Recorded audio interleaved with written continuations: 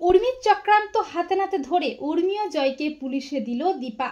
হ্যাঁ বন্ধুরা, আমরা এমনটাই দেখতে পাবো অনুরাগের ছোঁয়া ধারাবাহিকের আগামী পর্বগুলোতে।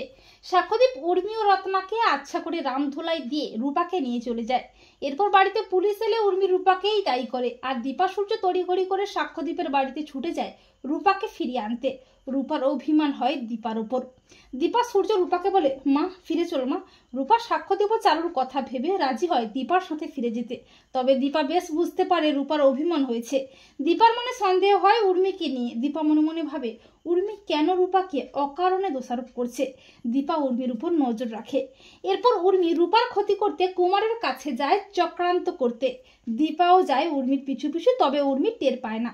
দীপা দেখতে পায় উর্মি কুমারের সাথে চক্রান্ত করছে। দীপা চমকে ওঠে। উর্মি কুমারকে বলছে, আমি চাই ওই রূপা যেন আমাদের জীবন থেকে সরে যায়। দীপা মনে মনে ভাবে, ছি উর্মি ছি, তুই শেষে কিনা রূপার ক্ষতি করতে কুমারের মতো শয়তানটার সাথে হাত মেলালি। দীপা সবটা ফোনে ভিডিও করে নেয়। পরদিন দীপা পুলিশকে সবটা জানায়। পরদিন পুলিশ হাজির হয়। দীপা বলে, অফিসার, আমার মেয়ে রূপা কোনো অন্যায় করেনি, ওকে চক্রান্ত করে ফাঁসানো হয়েছে। এই বলে দীপা পুলিশকে উর্মি ও কুমারের গোপন চক্রান্তের ভিডিওটা দেখায়। ভিডিওটি দেখে সবাই চমকে যায়, আর উর্মি তো প্রচণ্ড ভয় পেয়ে যায়।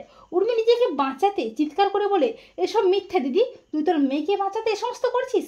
তখন দীপা রুদ্রমূর্তি নিয়ে উর্মিকে দেয় ঠাঁটিয়ে চড়।